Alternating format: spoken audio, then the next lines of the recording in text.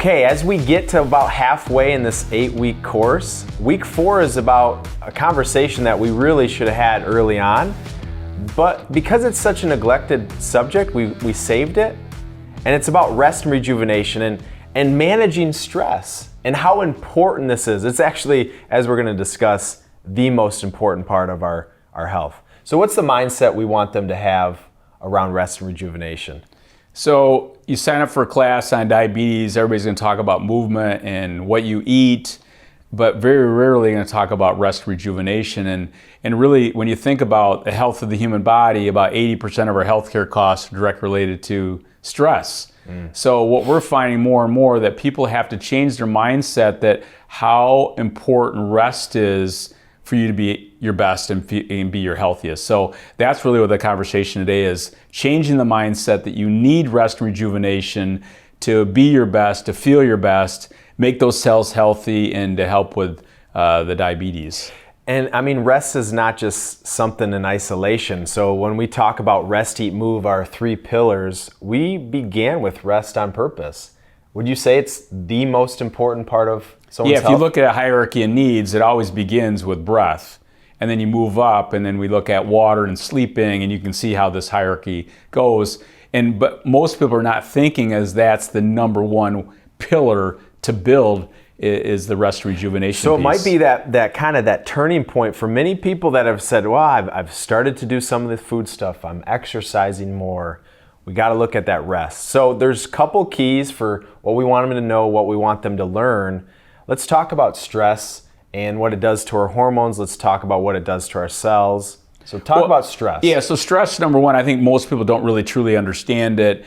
Stress is physical. And so if you feel your stressor, my stressor might be different, but if we feel that we are threatened, the body's going to react the same way. And what happens in the body, the muscles contract, the pupils dilate, blood pressure goes up, heart rate goes up. But the big one is your digestion shuts down and your immune system's compromised, which leads into all sorts of health issues, including diabetes. So if you don't really help people understand the stress itself, and then again, most stress is what we say to ourselves. So we are the source and solution to our stress, but we're not taught this stuff. Yeah, I mean, as we're talking about this, you can see if we're not managing stress, which stress is becoming a modern disease, then we're going to have havoc. And that havoc could be hormonal imbalances. It could be the cells not being sensitive or functioning the right way. And so we want you to know and understand that stress management, rest and rejuvenation are essential to be our healthiest. And we have to include that because the body doesn't heal in isolation, meaning we can't just neglect this big pillar. Well, and I think the other thing I want you to understand is this, that we're designed to have acute stress. So you see that bear, we run from that bear, that's fight or flight. The human being is designed that way. We're not designed to handle this chronic worry that's killing our society today. So when those stress hormones are on all day long, cortisol, adrenaline, that's going to damage your cell. On the other side, when your body's getting more rest rejuvenation, allows the body to build and have your good healing hormones that makes the cells healthier, that makes you healthier. And again, that's why we're having this conversation, because if the stress hormones are on all day long, your building hormones are going to be turned off. And I think we're trying to take care of one big stressor, the stressor of being a type 2 diabetic or a pre-diabetic, and taking back some of that control. And so there's 3 action items we want them to take around rest and rejuvenation, 3 big action items. And so let's discuss these 3 action items. Well, the big one we get all excited about is talking about breathing. And we'll make this really simple. In the United States today, most people are mouth breathers. So step number 1, you start breathing through your nose 24/7. So again, if you're working out, climbing a flight of stairs or whatever it might be, talking, eating, you're going to obviously breathe through the mouth. But most of the time, you want to be breathing through the nose. That's step 1. So you're just trying to make a conscious effort of trying to breathe through the nose versus we get in the habit as we get stressed and as we age and get less fit to breathe through the mouth. So again, the first step is what you're talking about is the breath awareness. How are you breathing? And it's shocking when people start really watching themselves during the day, or others, they're going to see how much we breathe through the mouth. So again, mouth breathing is very unhealthy for the human body, and one of the fastest ways to calm the body down is to breathe through the nose. So that's step number one. Step number 2 is sleeping. And how much sleep should we be trying to get, and what does that have to do with type 2 diabetes? Well, again, the sleep does so many things. It helps with the brain, it helps with healing the body.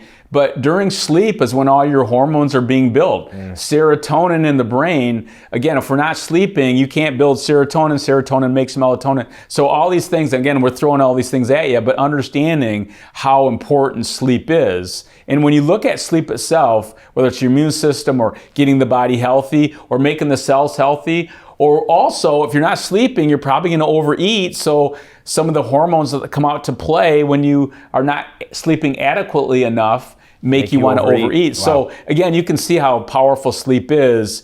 But a big part of that is how do you get a better night's sleep? And it begins with valuing your sleep. How important is it to you? Number 2 is, are you planning your sleep? When do you go to bed? When do you get up? These are really easy steps. So we'll be sending you some things along the way, some things you can watch to help you improve your sleep. But breathing's a big deal. Sleeping's a big deal. So again, after this session here, we want you to take some of these steps along the way to help you with your rest rejuvenation. And the last one is taking breaks. We're using phones and gadgets and gizmos, and we're virtually doing a lot of stuff. And so these micro breaks. And what is a micro break? Why are you so passionate about teaching people these micro breaks? So imagine a micro break could be anywhere from 15 seconds to up to maybe an hour. So a micro break could be just standing up and getting a glass of water, or doing a little stretching, or whatever it might be. Again, micro breaks, you need to have planned recovery during the day, because we just don't do it.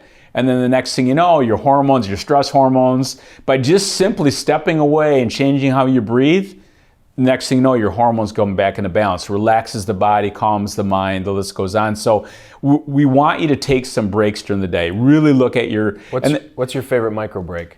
I think the favorite micro break for me is I just really work on my breath.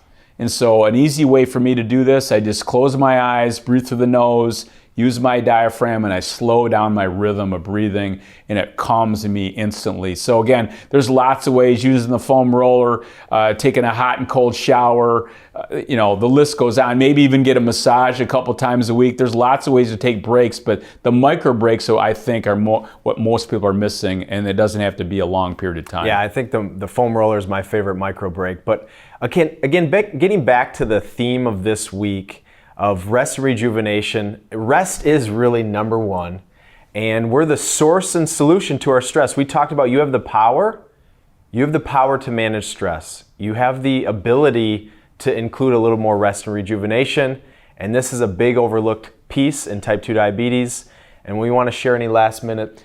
Yeah, one last thing is, so we're in week 4. So again, when you think about week 1, we're building a habit as simple as talking about the water and the omega-3 fats and daily movement. And then week 2, so think about this, we're building these habits along the way. Now, they sound simple, but if you can start adapting and building some of these habits and you build them into a practice, we're halfway there, and you've got a lot of stuff that you can start taking action on. And I think that's really we want to make sure that you're following through with what you've learned in week 1 all the way to week 4, because we're going to continue to build as time goes on, but it really takes some practice along the way. So we'll see you again for week 5, and if you have any needs or any questions, we're here as a resource. We'll see you again next week.